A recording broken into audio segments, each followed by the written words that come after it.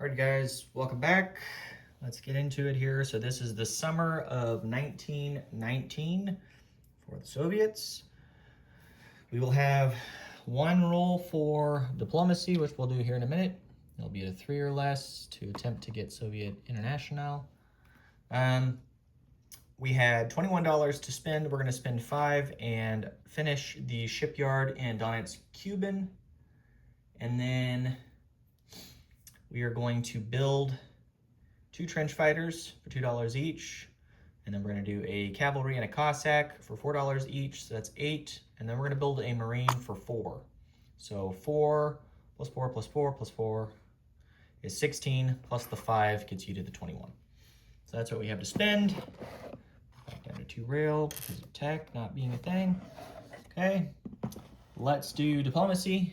So for diplomacy, 3 or less for Sweden. And we got a 1. So Sweden moves to stage 3, which is territorial passage. We're another step closer. Now we'll probably have a dry run the rest of the game. Okay, so that's that. Let's get into combat moves. So for combat, we have a couple different moves. The first one is obvious. So everything that's here in Grando province, with the exception of 2 cavalry and an infantry, everything else is going into Congress of Poland. We'll have our effective commander with 1 of the cavalry, and then the 2 trucks are bringing infantry each for first strike. So that's what we'll have in there. I've already got everything set up over at the battle board. And then the next combat we have is the armored train in Kursk is going to go through southern Belarusia, through Grando province, and attack into Warsaw, along with an infantry and 2 cavalry. So we'll have that combat. Then, the 3 infantry and the militia are going to attack into Estonia against the defender there. Okay. And then the trench fighter here in eastern Ukraine is going to walk into western Ukraine. So that is now ours. We'll do that. And then down here, we're going to do an attrition attack into Transcaucasia. And then the airship is going to bomb the port for Transcaucasia again. We're going to try to anyways. And you know, I just thought of, I don't think that we gave ourselves the $1 for propaganda last turn. So I think we have an extra $1 in the bank. So I'll go back and I'll look at it, but I think we have an extra $1 that we didn't account for because of propaganda. Okay, so those combat moves, and then the only other combat move that we have is going to be over here. So the cavalry in western Yakutia is going to go 1, 2 and attack into there. And then this cavalry that's here in Novosibirsk is going to pick up the commander and go into there. He is effective currently. The militia in Novosibirsk will go in. And then we'll take the 2 Cossacks down there as well. So that's our move there. Then we'll have some non-combat. And I think that's it. Yep. Okay. So then let's go record the battles. See where things shake out.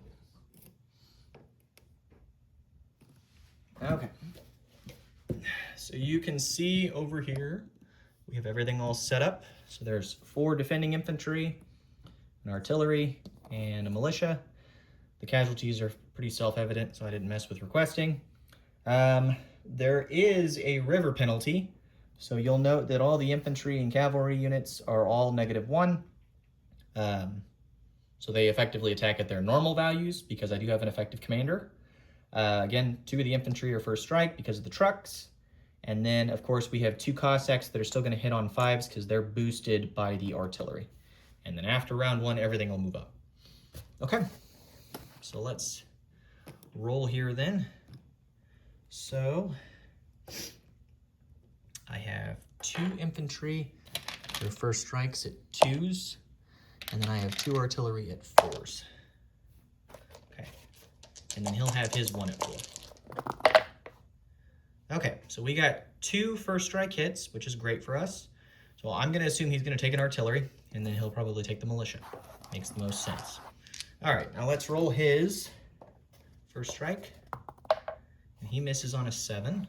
Okay, so he loses the militia and the artillery. First strike. And now we're in a regular combat.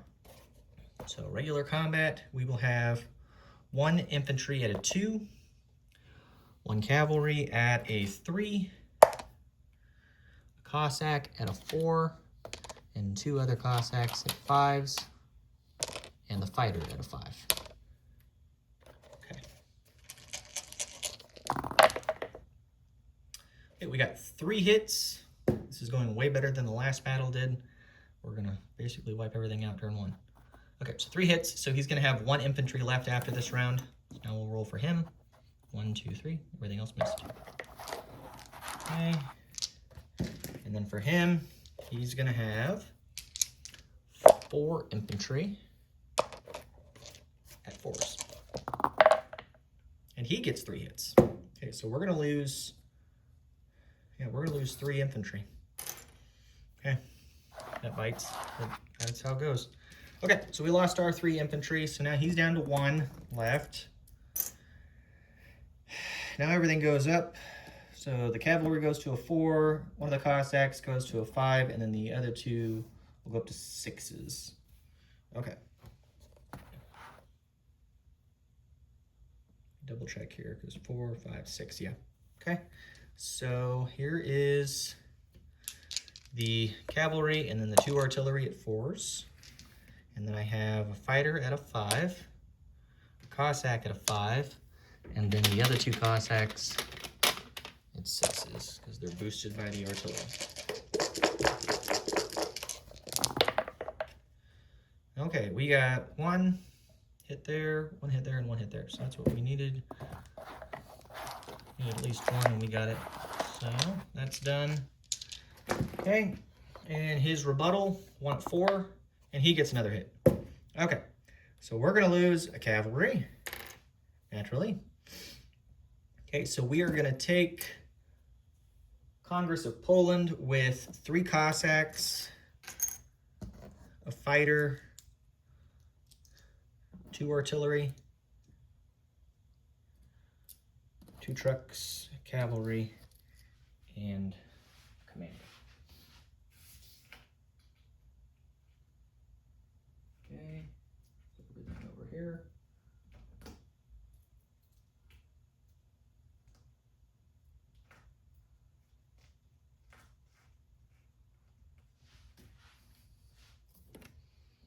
Okay, so you can see everything there. So again, 3 Cossacks, a cavalry, 2 artillery, 2 trucks, a commander, and a fighter. Okay, now I'll pull across the other units for Warsaw. So for Warsaw, again, it's an infantry, 2 cavalry, and an armored train against the defending infantry at a 4. The train is at a 4. The 2 cavalry will be at 3s, and we will boost the infantry to a 3 with the train. And there are no terrain penalties. So we have that going for us. Okay, so here we go. So I have a first strike at a 4. Hey, we got it. That's what I hoped for. Okay, so that was short and sweet. Okay, so we will take Warsaw with an infantry, 2 cavalry, and an armored train. So there's that. So we need to update for $2 there and $1 for Western Ukraine. And now let's do, I never ended up damaging that, so I can take that off. Let's do the attrition battle down there and then the bombing. And then we'll have our battle for Estonia. And then, of course, the battle for, I think it's Amur, or no, Angara. I think it's Angara. Yeah, Angara. Okay. So, attrition, we hit on a 1.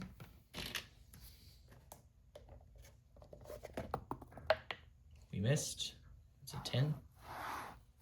Okay. And then now we'll roll for the bombing run. Okay. Here we go. And both missed. He got a 2, so he's close, but he missed. And I got a 6, so I missed. Okay. So that's done. So he lands back. And then now we have the battle for Estonia. There's a defending infantry there against 3 infantry and a militia. So it's probably a little bit more of a dicey battle, but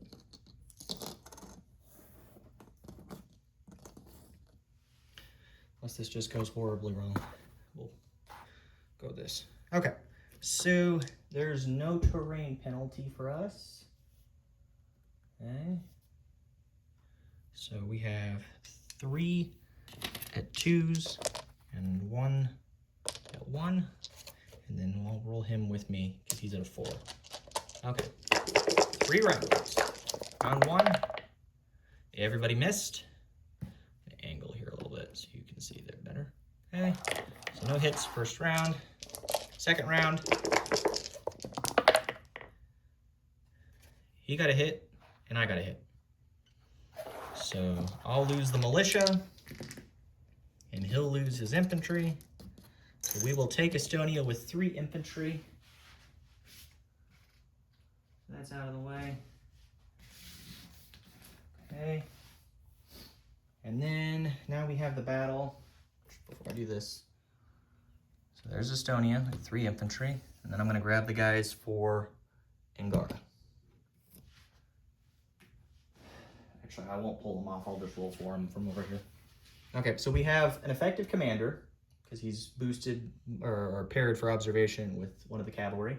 We have 1 cavalry that will be normally at a 3, reduced because of the terrain to 2, boosted back to 3 by the commander. So 1 at 3. Same thing for the Cossacks. So they'll be at 4s. So they're reduced, but then boosted by the commander. And then we'll have a militia that's going in there. He's normally at a 1. Can't take any penalties. He'll get boosted to a 2 because of the commander. So, here we go. Round 1. Wow, we got some great rolls there. 3 hits. Whew. Okay, and the defender at a 2. He misses at a 9. Okay. So we will take Angara without any casualties. 1 less white. Okay. So there's that. And I believe that does it for combat moves for us. We'll get into non-combat now. So a militia from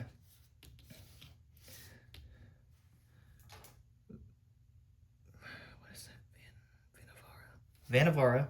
From Vanavara, we're going to go into southern Yakutia. Okay. And then the rest of the force in Vanavara is going to go into Irkutsk. So that's 3 infantry and a militia. So there's that. And then over here, we would have landed the airship back. So he's back to where he was. Okay.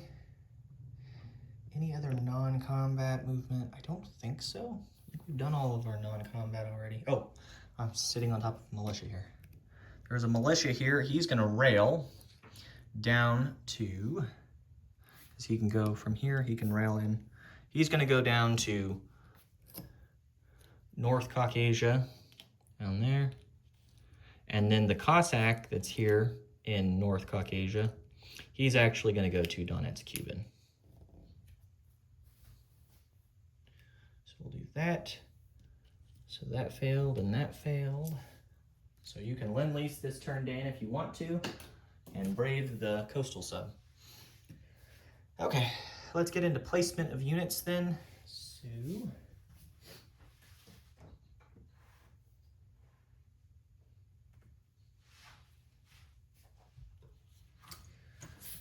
place the finished shipyard in Donetsk-Kuban. So there's that. Now, I'd have to go back in and look because I don't recall off the top of my head if shipyards require manpower to be built. If they do, then I can't place anything in Donetsk-Kuban, and I'll move the trench fighter elsewhere. I think it's trench fighter. No, it's a Cossack that's going there. So we're going to place a Cossack into Donetsk-Kuban. If he can't go there, then we'll move him elsewhere. In the chat, that's easy enough fix. We're going to put a cavalry in Orelkursk. We're going to put a trench fighter in eastern Ukraine. Then we're going to put a trench fighter into Grando province. Okay. And then finally, the marine that we are building will be placed into Don Mansion. Okay. I think. Nah. We'll put him here in North Caucasia. I don't see the whites attacking us, so we'll just put it in there and give us a little bit extra pips for defense. Okay, I believe that's it for us, guys. Let's go do our income then.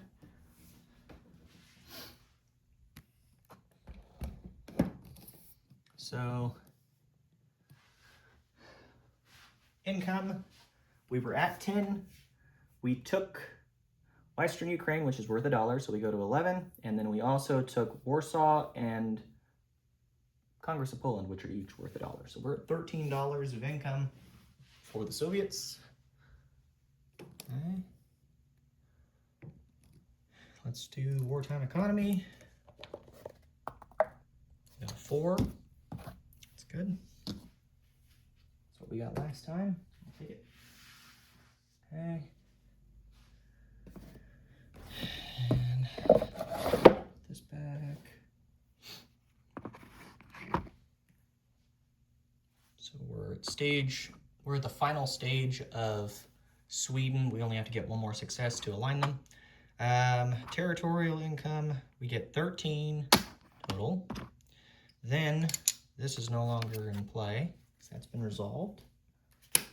We get $2 for foreign contributions because of the port being open. Then we get $4 in bonuses for wartime economy. So 4 plus 2 is 6, plus 13 is $19 of income. And then going back to last turn, I had $10 that I would have collected at the end of that turn. I had $1 that I banked, so that puts me at 11. Then I get $2 normally, so because of the foreign contribution bonus, that puts me at 13.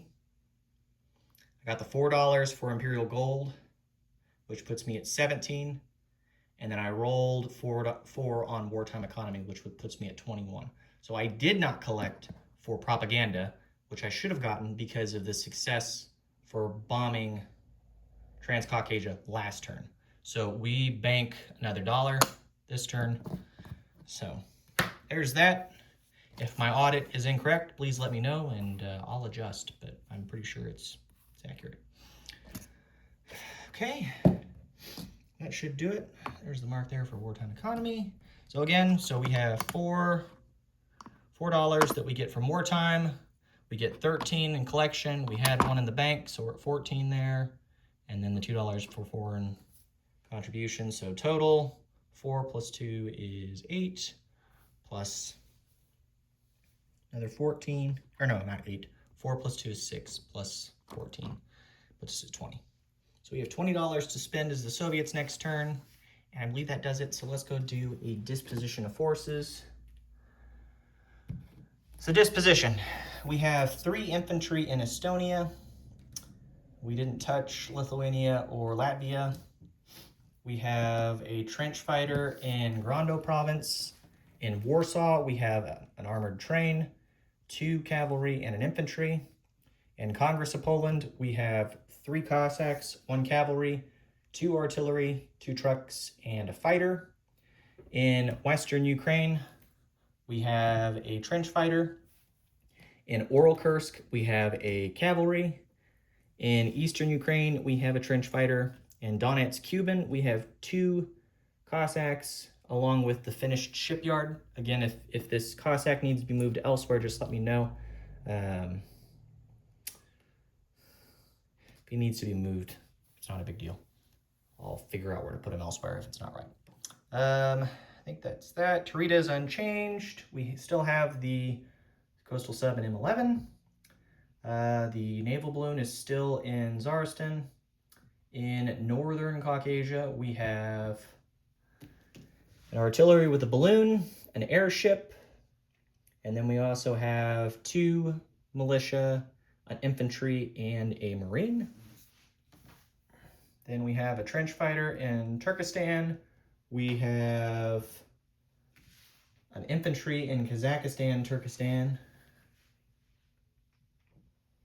And then over here, we have a damaged rail in Angara, along with 2 cavalry, a commander, 2 Cossacks, and a militia.